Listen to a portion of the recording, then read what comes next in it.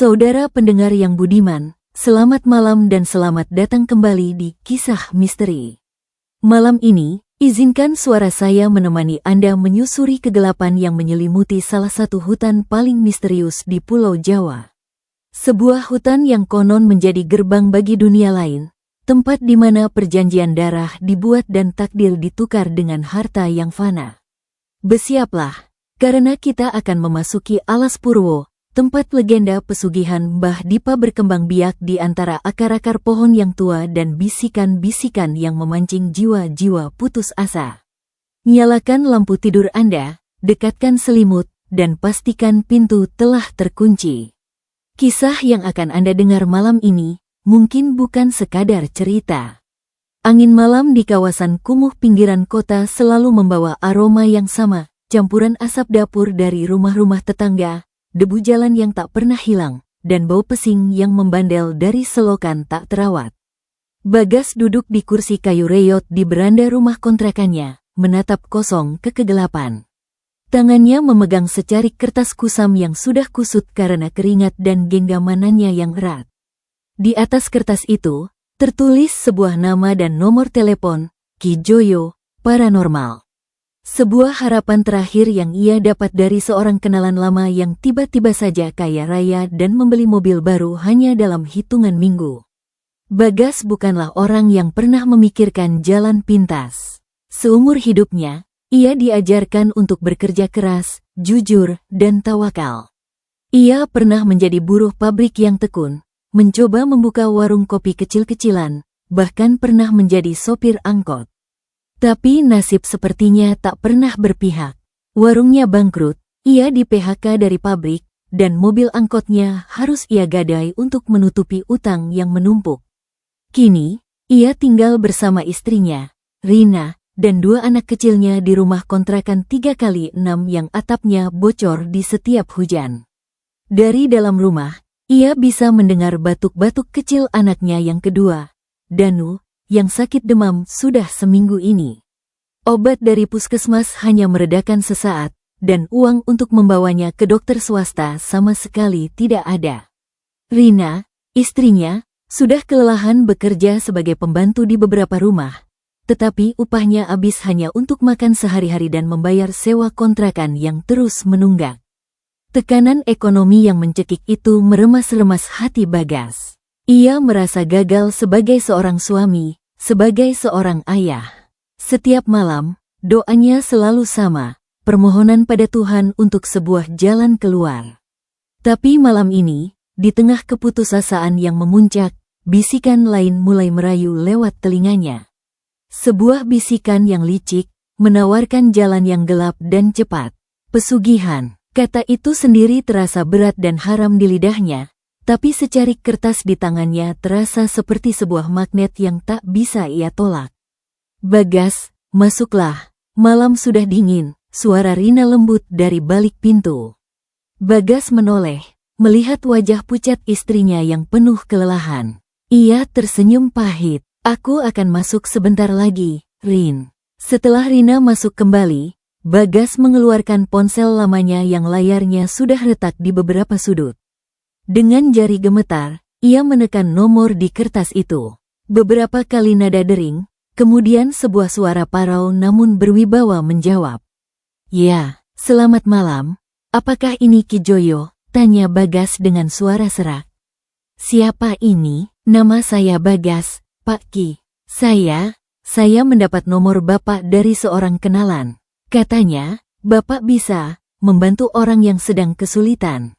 Di ujung telepon terdengar helaan napas panjang. Banyak yang mengatakan itu, tapi pertolongan yang saya tawarkan bukan untuk mereka yang setengah hati. Apa kau siap, Nak? Pertanyaan itu menusuk jantung Bagas. Siap untuk apa? Ia tidak tahu pasti, tapi ia tahu ia sudah tidak punya pilihan lain. Saya siap, Pak Ki. Besok malam, jemput saya di pasar malam yang ada di utara kota. Bawa motor yang baik dan bensin yang penuh. Jangan terlambat. Telepon dimatikan secara tiba-tiba. Bagas menatap ponselnya, jantungnya berdebar kencang, campur aduk antara ketakutan dan secuil harapan yang terlarang. Ia telah melangkahi garis yang tidak seharusnya ia sentuh. Ia tidak tahu apa yang menunggunya di balik kegelapan alas Purwo, tapi ia tahu, ia tidak bisa berpaling lagi. Malam berikutnya, langit tampak muram, tertutup awan tebal yang menyembunyikan bulan. Bagas menjemput Ki Joyo di pasar malam seperti yang dijanjikan. Pria tua itu berpenampilan sederhana dengan baju koko putih kumal dan sorban yang sedikit kusut. Matanya tajam, seolah bisa menembus jiwa Bagas dengan sekali pandang. Tanpa banyak bicara, Ki Joyo naik ke belakang motor Bagas. Jalankan pelan-pelan menuju arah timur. Ikuti saja arah saya, perintahnya singkat. Perjalanan menuju alas Purwo memakan waktu hampir 3 jam. Jalan yang mereka tempuh semakin lama semakin sepi. Lampu-lampu kota perlahan menghilang, digantikan oleh kegelapan yang pekat. Rumah-rumah penduduk mulai jarang terlihat, berganti dengan hamparan sawah yang luas dan gelap, lalu pepohonan tinggi yang menjulang seolah-olah mencoba menutupi langit. Suara motor Bagas terdengar sangat nyaring di tengah kesunyian yang mencekam. Saat mereka memasuki kawasan hutan, Ki Joyo menepuk bahu Bagas. "Pelankan motormu, dari sini, kita harus lebih berhati-hati. Jangan bicara yang tidak perlu. Jangan menoleh ke kiri atau ke kanan apapun yang kau lihat atau dengar." Bagas mengangguk, tenggorokannya tiba-tiba terasa kering. Ia merasakan atmosfer berubah secara drastis. Udara menjadi lebih dingin dan berat. Bau tanah basah dan daun membusuk tercium sangat kuat. Namun ada aroma lain yang aneh, seperti kemenyan yang baru saja dibakar. Mereka berhenti di sebuah area terbuka di tepi jalan setapak kecil yang masuk ke dalam hutan.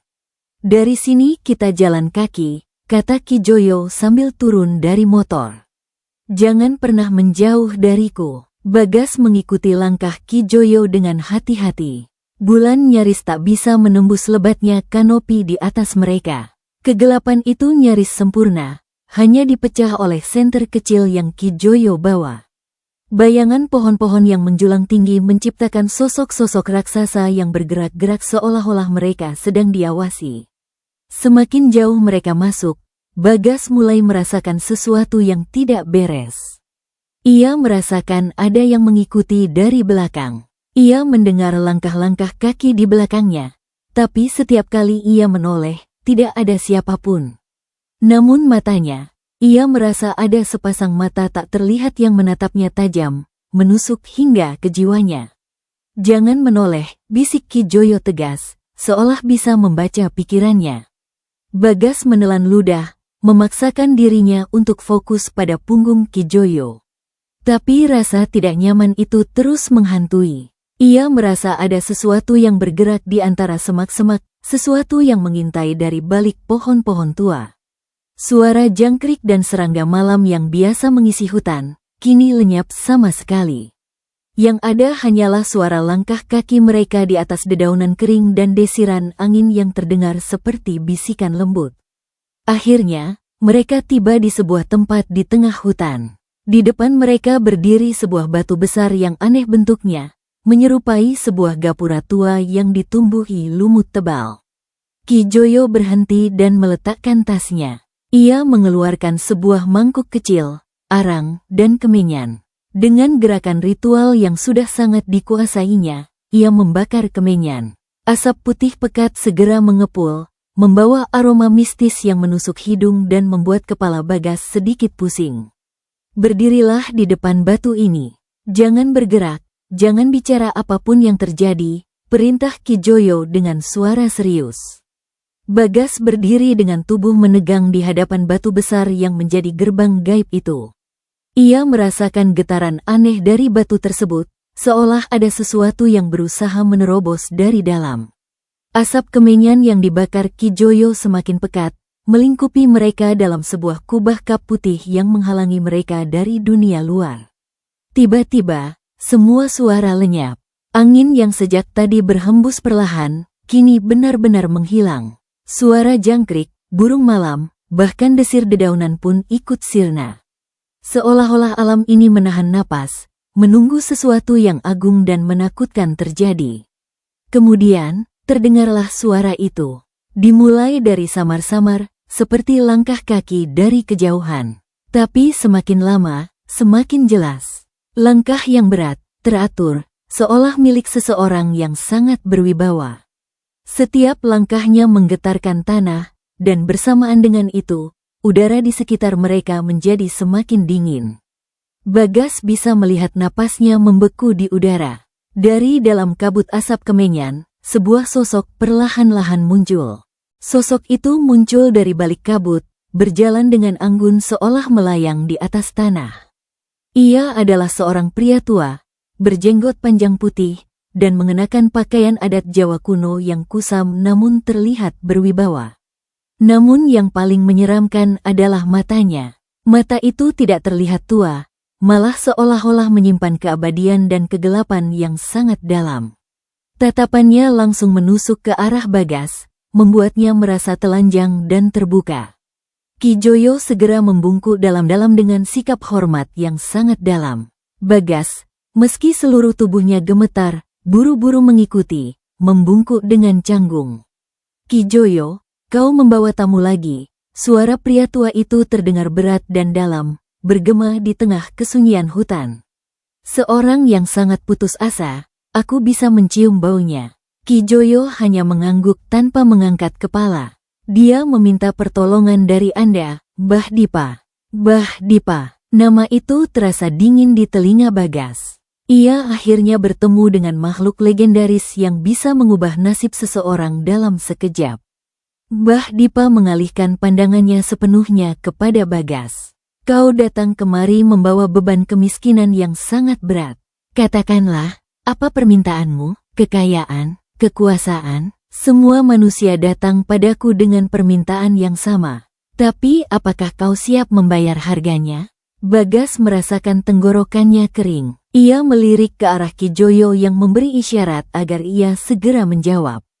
Dengan suara bergetar, Bagas berkata, saya ingin kaya, Bah. Saya ingin keluarga saya hidup layak.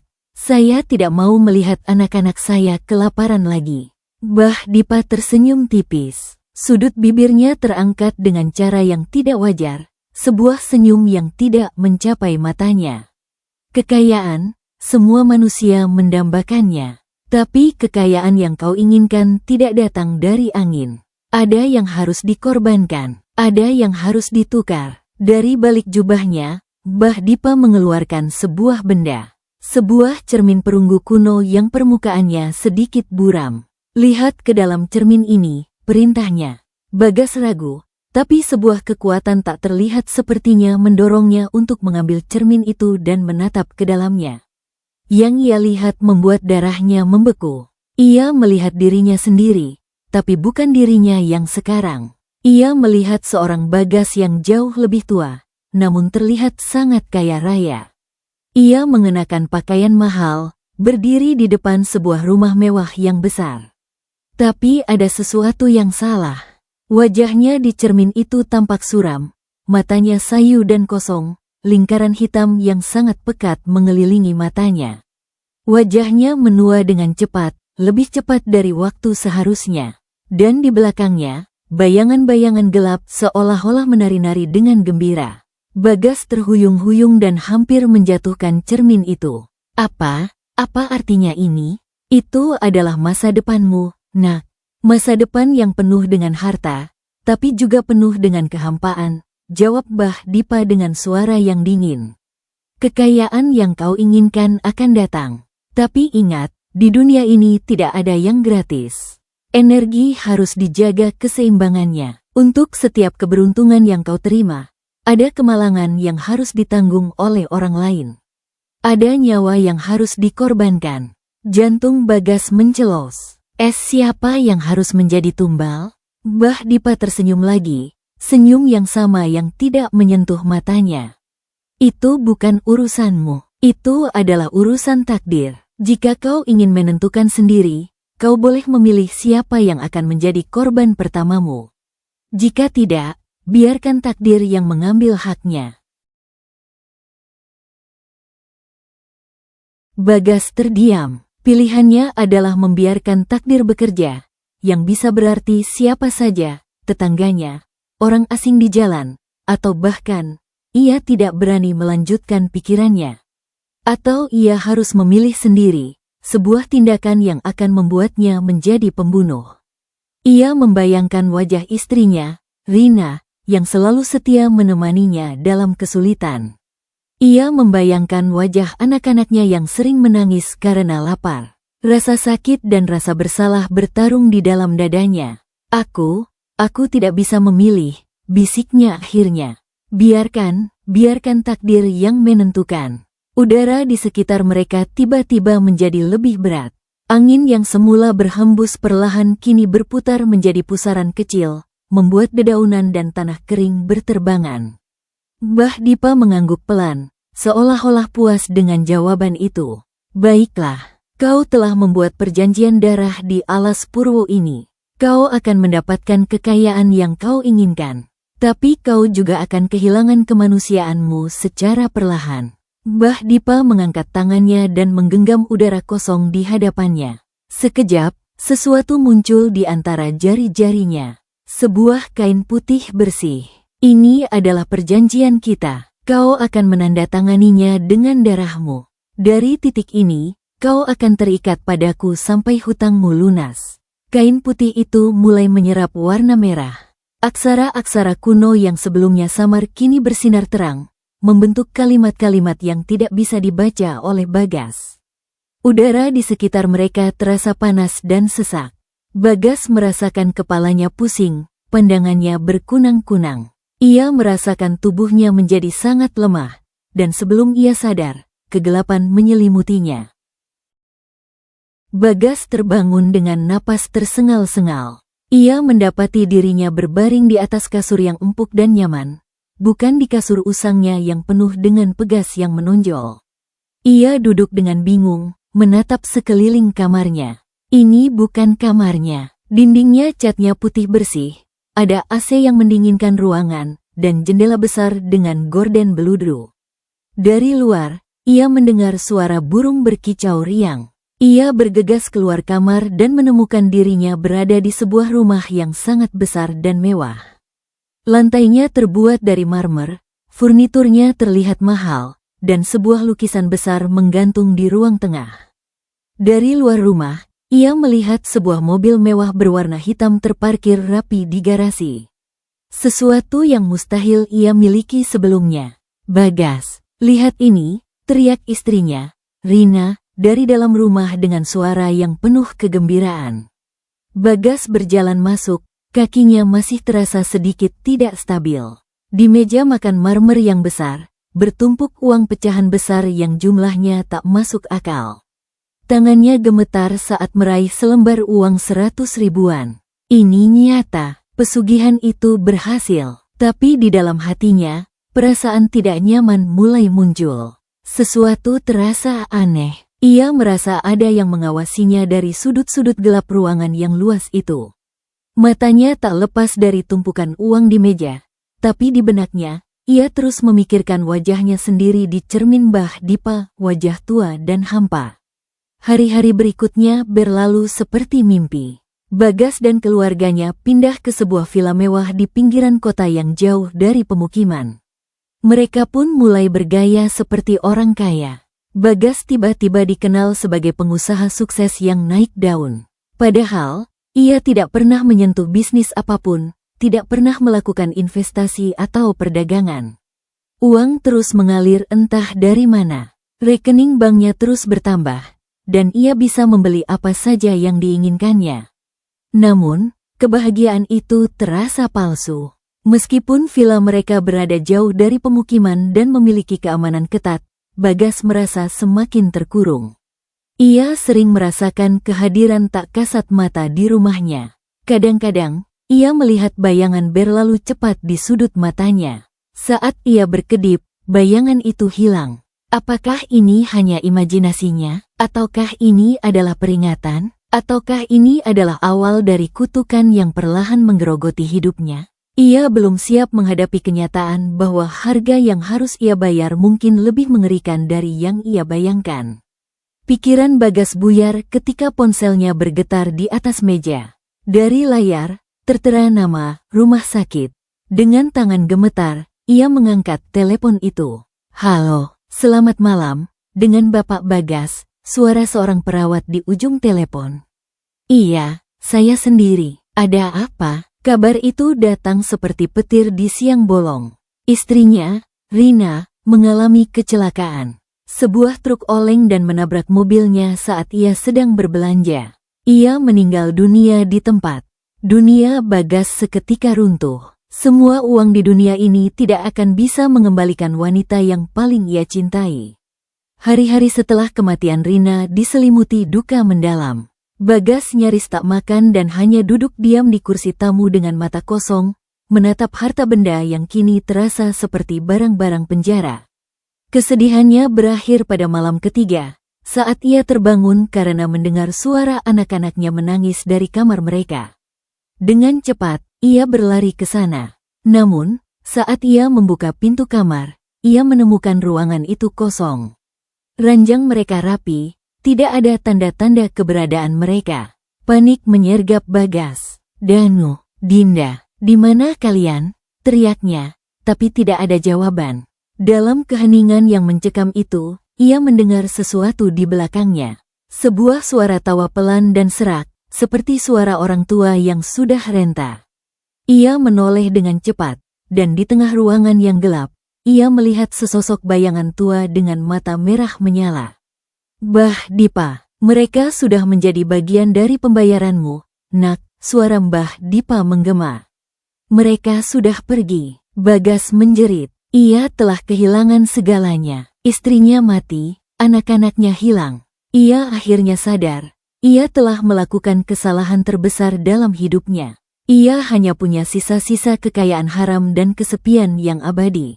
Apakah masih ada jalan untuk lari dari takdir ini? Atau semuanya sudah terlambat? Hujan mengguyur deras saat Bagas melangkah terlatih-tatih keluar dari villa mewahnya. Rasa takut telah berubah menjadi keputusasaan total. Ia tidak bisa tinggal di sana lagi. Rumah itu bukanlah rumah, melainkan kuburan bagi keluarganya. Di dalam benaknya hanya ada satu pikiran, ia harus melarikan diri. Tapi kemana? Kemanapun ia pergi, ia tahu ia akan terus diikuti. Lalu, ia ingat seseorang. Mungkin Kiai Sulaiman, seorang ulama kuno yang dianggap memiliki kekuatan spiritual luar biasa, bisa membantunya. Dengan kecepatan penuh, ia mengendarai salah satu mobil mewahnya menuju sebuah pesantren tua di pinggiran kota. Dalam kondisi berantakan dan basah kuyup, ia mengetuk pintu rumah Kiai Sulaiman. Seorang pria tua berjenggot panjang keluar dengan wajah penuh ketenangan. Matanya tajam seolah-olah tahu apa yang sedang terjadi tanpa perlu dijelaskan. Saya menyesal, Kiai. Saya tidak mau mati, tolong saya." Suara Bagas nyaris tidak terdengar di antara gemuruh hujan. Kiai Sulaiman menghela napas panjang. "Kau telah bermain dengan api, Nak, dan kini kau terbakar. Tapi bukan berarti tidak ada harapan. Kau harus bertobat sungguh-sungguh. Tapi itu saja tidak cukup. Kau harus kembali ke asal-muasal Kutan ini. Kau harus kembali ke Alas Purwo dan membatalkan perjanjian yang telah kau buat di sana." Bagas meringis. Ia harus kembali ke tempat di mana semua mimpi buruknya bermula. Tapi jika itu satu-satunya cara, ia tidak punya pilihan lain. Dengan restu dan doa dari Kiai Sulaiman, Bagas bersiap melakukan perjalanan terakhirnya. Perjalanan menuju kehancuran atau mungkin penebusan. Malam itu, ia kembali ke Alas Purwo, sendirian kali ini. Suara berdesir di pepohonan terdengar seperti bisikan-bisikan jahat yang menertawakannya. Ia memarkir mobilnya di jalan setapak yang sama dan berjalan kaki ke dalam hutan, menuju tempat di mana ia membuat perjanjian itu. Namun, di tengah perjalanan, tubuhnya tiba-tiba terasa sangat berat. Kakinya sulit diangkat, seolah-olah ada tangan-tangan tak kelihatan yang menahannya dari dalam tanah. Saat ia mencoba berteriak, sebuah sosok muncul di hadapannya. Mbah Dipa. Kali ini, penampilannya jauh lebih menyeramkan. Jubah hitamnya bergetar meskipun tidak ada angin, dan matanya yang merah menyala terang menusuk kegelapan hutan. Mau lari kemana, nak? Suaranya menggema di seluruh hutan. Bagas terjatuh, tubuhnya gemetar tak terkendali. Tolong lepaskan saya. Bagas mencoba membaca doa-doa yang diajarkan Kiai Sulaiman, namun suaranya terkunci di mulutnya, seolah-olah ada kekuatan yang mencekik tenggorokannya. Sudah kau nikmati kekayaan itu. Sudah kau rasakan kemewahannya. Sekarang saatnya kau memenuhi bagianmu, kata Mbah Dipa dengan suara yang dingin. Tidak, saya tidak mau mati. Tolong lepaskan saya, pinta Bagas dengan mata penuh air mata. Mbah Dipa tersenyum dingin. Tidak ada yang gratis di dunia ini, nak. Tiba-tiba, tubuh Bagas terasa ditarik oleh kekuatan tak terlihat. Ia meronta-ronta, tapi sia-sia. Ia diseret ke dalam kegelapan hutan alas Purwo, menuju sebuah jurang yang tidak pernah ia ketahui keberadaannya. Jeritannya pecah di malam yang sunyi, namun tidak ada yang mendengar. Beberapa hari kemudian, seorang penduduk desa menemukan mobil Bagas yang terparkir di tepi hutan. Beberapa penduduk lain berdiri di dekat mobilnya, menatap ke arah jalan setapak yang menuju ke dalam hutan. Bagas tidak pernah ditemukan. Tim pencari yang dikirim ke dalam alas Purwo hanya kembali dengan wajah pucat dan penuh ketakutan. Mereka tidak berani banyak bicara, hanya mengatakan bahwa tidak ada jejak Bagas di dalam hutan. Namun, seorang lelaki tua di desa, seorang dukun sepuh yang memahami seluk-beluk alas Purwo, hanya menggeleng pelan ketika mendengar kabar itu. Dia sudah diambil, dan dia tidak akan pernah kembali. Sejak saat itu, kisah Bagas menjadi legenda yang beredar di masyarakat. Ada yang mengatakan bahwa arwahnya gentayangan di hutan, berusaha mencari jalan keluar dari dunia gaib di mana ia terperangkap. Beberapa pendaki yang nekat masuk ke alas Purwo mengaku pernah melihat bayangan seorang pria berpakaian mewah berkeliaran di antara pepohonan, terdengar berbisik lirih, "Tolong, keluarkan aku." Mereka yang mendengar suara itu akan segera lari keluar sebelum sesuatu yang lebih mengerikan menimpa mereka. Karena di dunia ini, tidak ada yang gratis. Mereka yang nekat mencari jalan pintas, pada akhirnya akan berlari menuju kebinasaan. Karena pada akhirnya, apa yang kita tanam, itulah yang akan kita tuai.